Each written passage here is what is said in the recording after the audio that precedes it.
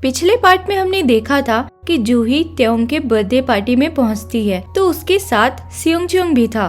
वो कहती है मैं तो अपने डैड की वजह से आई हूँ, पर तुम क्यों आए हो? तो सियोंग कहता है कि उसे भी इधर कुछ काम है। तभी त्योंग की स्टेप मॉम उसे पियानो बजाने के लिए कहती है, क्योंकि त्योंग अपने हर बर्थडे पे अपना फेवरेट पीस बजाया करता था। वहाँ मौजूद सब लोग उसे चीयर करने लगते हैं। त्योंग यानी असली सियोंग को समझ नहीं आ रहा था कि अब वो इससे कैसे बचे, क्योंकि पियानो बजाना तो उसे आता ही नहीं था।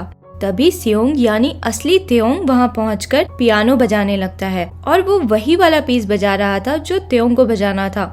उसे बजाता देख त्योंग की स्टेप मॉम सोचती है कि ये तो बिल्कुल त्योंग की तरह बजा रहा है। उसको इतना अच्छा बजाता देख हर कोई बहुत हैरान रह जाता है। सियोंग तो खुद भी हैरान रहता है क्योंकि उसे तो बजाना आता नहीं था। सियोंग फिर त्योंग के पास आकर कहता है कि इसे मेरा रीपेमेंट समझना जो तुमने मेरे लिए किया था पार्क के साथ, और ये बोलकर चला जाता है। त्योंग यानी असली सियोंग को रियलाइज होता है कि उनकी लाइफ तो स्विच हुई है पर उनकी आदतें और टैलेंट्स नहीं। तभी जूही आकर उसे वो लेटर देती है जो उसे उस बूढ़ी औरत ने दिया था।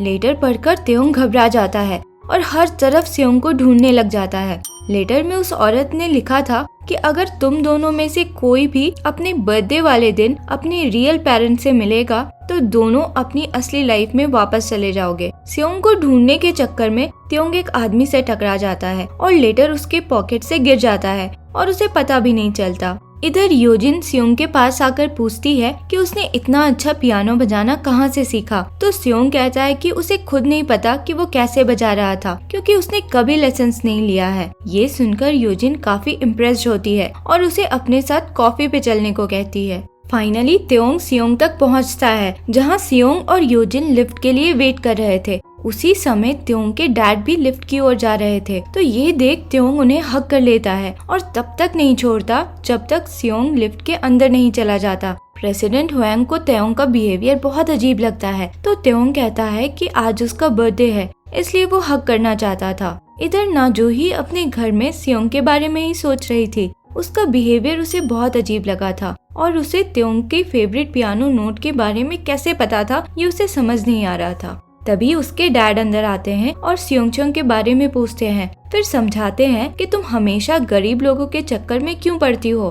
फिर वॉच की तरफ पॉइंट करके कहते हैं कि पहले भी तुम्हारी गरीब दोस्त ने तुम्हारा वॉच चुरा लिया था। ये सुन के जूही को अच्छा नहीं लगता और वो कहती है आप नारा को बीच में मत लाइए। दूसरी तरफ त्योंग की स्टेप मॉम उसके डैड को सियोंग के बारे में बता रही थी कि वो बिल्कुल त्योंग की तरह पियानो बजा रहा था। प्रेसिडेंट हुएंग कहते हैं कि ये कोई बड़ी बात नहीं, वो त्योंग को कॉपी करने की कोशिश कर रहा होगा। बातों के दौरान त्योंग की स्टेप मॉम विल की बात निकालती है, तो प्रेसिडेंट हुएंग कहते हैं कि वो बस एक कागज का टुकड़ा है, कई बार बदला जा सकता है और ये जरूरी नहीं कि मेरा सक्सेसर मेरा बेटा ही रहे। जो भी मेरी कंपनी मेरे पैसे को प्रोटेक्ट कर पाएगा वो रहेगा। लास्ट में कहते हैं कि त्योंग में अब थोड़ा इम्प्रूवमेंट दिख रहा है, तो शायद वही एलिजिबल हो जाए। ये सुनकर त्योंग की स्टेप मॉम बाहर आकर किसी को कॉल करके चिल्लाते हुए कहती है कि अगर सब कुछ खोना नहीं चाहते तो जल्द से जल्द वापस आ जाओ। इधर त्योंग अपने रूम में हर जगह उस लेटर को ढूंढ रहा था पर मिलता ही नहीं, और मिलता भी कैसे, वो तो रास्ते में गिर चुका था। पर फिर वो सोचता है कि उस औरत ने कहीं और भी ऐसे कुछ रूल्स छुपाए न हो। अगले सीन में हम देखते हैं कि त्योंग जूही के साथ उस बूढ़ी औरत को ढूंढने जाता है पर वो वहाँ नहीं थी। त्योंग जूही से पूछता है कि तुम यहाँ क्या कर रही थी, तो वो बताती है कि वो सियोंगचोंग के घर गई थी क्योंकि उसने उसे बर्थडे पे इनवाइट किया था। ये सुनकर त्योंग चौंक जाता है और सोचता है कि वो बेवकूफ जूही को घर क्यों ले गया था। दूसरी तरफ हम त्योंग के ड्राइवर को देखते हैं जो त्योंग को ड्रॉप करने के बाद टहलता हुआ सियोंगचोंग के घर तक चला गया था। वहाँ वो देखता है कि सियोंग की बहन का अपने लैंडलॉर्ड के साथ बहस हो रहा है। लैंडलॉर्ड उसके बाल पकड़ के खींचता है तो वो उसकी और उसके आदमियों की धुलाई कर देती है। ये देख ड्राइवर बीच बचाव करने जाता है तो सियोंग की बहन को लगता है कि ये भी इनके साथ है, तो वो उसे भी पीट देती है। इधर जूही त्योंग को सियोंग और उसके घर के बारे में बता रही थी, तो त्योंग सियोंग और उसके घर की बुराई करता है और कहता है कि तुम उतने कॉकरोचेस वाली जगह में कैसे चली गई। तो जूही कहती है कि वो सियोंगचोंग को पसंद करती है और इसलिए उसके इंसल्ट्स नहीं सुन सकती। ये सुनकर त्योंग एकदम शॉक्ड और कंफ्यूज रह जाता है क्योंकि असली सियोंगचोंग तो वही था। इधर सेयोंग को अपने फ्रिज में एक बॉक्स दिखता है। वो निकालता है तो उसमें केक देखकर वो खुश हो जाता है। उसमें उसके डैड का एक नोट भी था जिसमें उन्होंने लिखा था कि वो बहुत मेहनत करके पैसे कमाएंगे ताकि उसे कम स्ट्रगल करना पड़े। अगले सीन में हम पुलिस स्टेशन के बाहर का देखते हैं। ड्राइवर के रहने के कारण मामला सीरियस नहीं हुआ था, पर थैंक यू कहने के बजाय सेयोंग की बहन उसे अपना कार्ड देकर कहती है कि कभी आ जाना, मैं तुम्हारे बाल अच्छे से ट्रिम कर दूंगी, और ये बोलकर चली जाती है। ड्राइवर वापस आकर तेयोंग को बताता है कि सेयोंग की बहन ने उसकी ये हालत कर दी, तो तेयोंग ये सुनकर हंसता है क्योंकि अपनी बहन का नेचर वो जानता ही था। ड्राइवर फिर तेयोंग से कहता है कि तुम पहले से बहुत बदल चुके हो। तो तेयोंग पूछता है कि वो कैसे। तो ड्राइवर कहता है कि स्टेट्स में हुए इंसिडेंट के बाद से तुम तो गन से नफरत करते थे, पर पार्क के लिए तुमने ब्लैंक्स मांगे। ड्राइवर आगे कहता है पर मुझे खुशी हुई क्योंकि तुम अब उस इंसिडेंट से बाहर आ रहे हो। तेयोंग फिर अपने रूम में जाकर एक पुरानी फोटो देखकर सोचता है कि आखिर 5 साल पहले स्टेट्स में ऐसा क्या हुआ होगा। तभी उसकी एक मेड उसके लिए दवा लेकर आती है और कहती है कि हर दिन की तरह एक टैबलेट खा लेना। दवा में कोई लेबल या नाम नहीं था, तो वो सोचता है कि आखिर ये किस चीज की दवा है। तेयोंग का ड्राइवर उस लैंडलॉर्ड के बारे में इंफॉर्मेशन कलेक्ट करता है और बताता है कि वो एक छोटा मोटा गैंगस्टर है और अपने डैड के प्रॉपर्टी को लीज पे लगाता है। अगले दिन तेयोंग अपने ड्राइवर के साथ लैंडलॉर्ड से मिलता है और उस प्रॉपर्टी को खरीदने की बात करता है जिसमें सेयोंगचोंग अपनी फैमिली के साथ रहता था, पर वो मना कर देता है। तेयोंग लैंडलॉर्ड से रूडली बात कर रहा था तो लैंडलॉर्ड गुस्से में उसे मारने के लिए उठता है, पर ड्राइवर उसे रोक देता है और फिर अकेला ही सबकी धुलाई करता है। मार खाने के बाद वो खुशी खुशी अपना प्रॉपर्टी तेयोंग को बेच देता है और उसके ही कहने पे सेयोंगचोंग के घर पे गिफ्ट बास्केट लेकर जाता है और कहता है कि आज तक उसने जो कुछ भी कहा था वो होश में नहीं कहा था, वो नशे की हालत में रहता था। फिर अपने पैर पे गिर के माफी मांगने लगता है कि आज के बाद कभी रन नहीं बढ़ाएगा। सेयोंग और उसके घर वाले उसकी ऐसी बातें सुनकर एकदम शॉक्ड रह जाते हैं।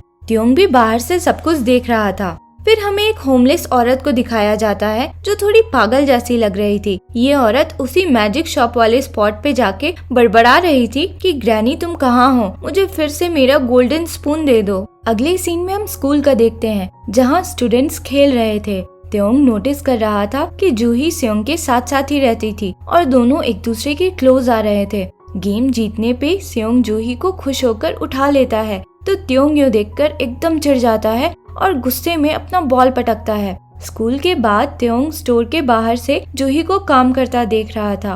वो याद करता है कि जूही ने कहा था कि वो सेयोंग को पसंद करती है। तेयोंग जब वहाँ से जाने लगता है तो वो नोटिस करता है कि एक आदमी बाहर से जूही पे नजर रखे हुए था, पर उस समय वो चला जाता है। जूही काम खत्म करके निकलती है तो वो आदमी उसे फॉलो करता है। ये वही आदमी था जिसकी बेटी की डेथ हो चुकी थी। वो आदमी जूही तक पहुंचकर उसे मारने की कोशिश करने लगता है, पर सही समय पे तेयोंग वहां पहुंचकर उसे बचा लेता है और वो आदमी वहां से भाग जाता है। तेयोंग जूही से पूछता है कि क्या वो उस आदमी को जानती है, तो जूही बताती है कि वो उसकी फ्रेंड नारा के डैड है और ये सब कुछ जो भी हो रहा है वो इस वॉच की वजह से है। जूही और नारा पहले स्कूल में साथ में पढ़ते थे। नारा ने जूही का एक बार वॉच चुरा लिया था, जिसकी वजह से जूही के डैड ने उसका स्कूल ट्रांसफर करा दिया था।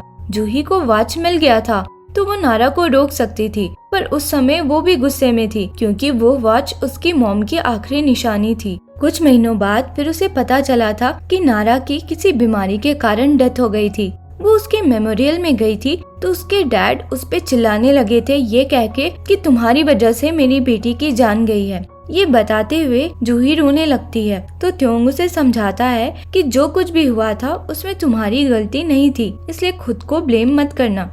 इधर तेयोंग अपने डैड के स्टडी में कुछ ढूंढ रहा था जिससे वो उन्हें इम्प्रेस कर पाए। तभी उसके डैड वहाँ जाते हैं और पूछते हैं कि तुम मेरे स्टडी में क्या कर रहे हो। तेयोंग कहता है कि वो शेयर होल्डर की मीटिंग से पहले थोड़ा पढ़ना चाहता था, इसलिए आ गया। प्रेसिडेंट हुएंग कहते हैं तुमने मेरे ऑफिस में मेरा विल पढ़ लिया था ना, तभी मुझे इम्प्रेस करने की कोशिश कर रहे हो। तेयोंग कहता है हाँ मैंने देख लिया था और अब मैं बदल चुका हूँ और खुद को आपके सक्सेसर बनने के लायक भी बनाऊंगा। ये सुन उसके डैड कहते हैं कि सिर्फ बातों से नहीं होता है, तुम्हें प्रूफ दिखाना होगा कि तुम सच में बदल चुके हो। अगली सीन में हम देखते हैं कि तेयोंग क्लास में बैठा था, तभी उसे किसी का मैसेज आता है कि मैं सब जानता हूँ। वो समझ नहीं पाता और इग्नोर करके अपना बुक खोलता है। तो उसमें से उसे वही वाला लेटर मिलता है। फिर एक और मैसेज आता है कि तुम हुआंग तेओंग नहीं हो। मैसेज देखकर तेओंग एकदम घबरा जाता है और उठकर हर तरफ देखने लग जाता है कि मैसेज किसने किया,